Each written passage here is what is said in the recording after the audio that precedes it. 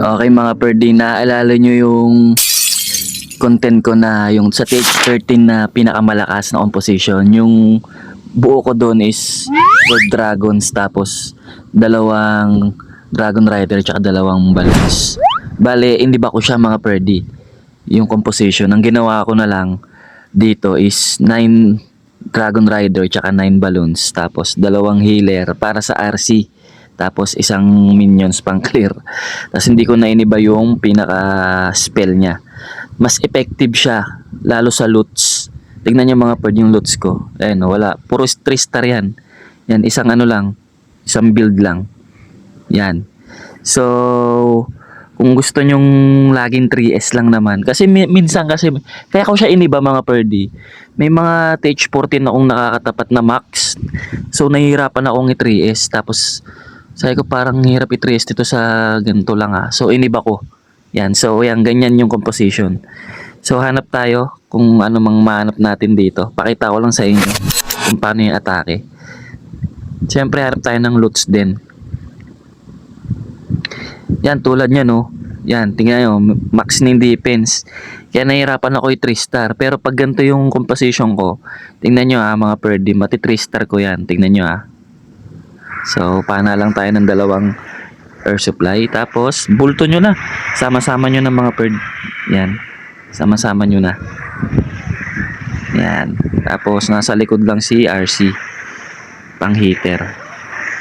Yan. Si RC, lagyan nyo lang ng dalawang healer yan. Pwede na yan. Tapos, itong blimp, kahit dito na lang yan. Yan. Yan. Tapos, bantayan nyo na si RC. Si RC lang naman heater dyan eh. Yan. O, di ba? Kasi kapag puro dragons taan nyo lang, tsaka dalawang tag nito, dragon rider, ang hirap maka 3 star mga bird pag ganito katapat mo. Yan, di tulad nito yung mga dragon rider, rumirekta na kasi sa defense yan mga perdi. Ayan o. Kaya mas madaling makaubos ng mga defense. Mas madaling makaubos ng mga splash damage. Yan. So, ayan. O, di ba? Mas effective to mga bird. Itong nagawa kong composition. Ganun pa rin naman yung spell niya. One range, one clone. Tapos, puro inbi na siya. O, di ba? Kitang-kita nyo yan mga bird ha. Kung gaano kalakas talaga tong composition na to. Basta masuportahan nyo lang ng tama si RC dito. O diba saktong-sakto nakahanap tayo ng TH14 max defense. Yan. Max defense yan. Yung walls naman wala namang kwenta yan eh. Kasi air attack naman tayo. Diba? Sobrang effective nito promise. Lalong-lalo na sa loots. Siyempre effective din to sa tawag nito sa effective din to sa war. Effective din to sa tawag nito sa rank battle. Ayan.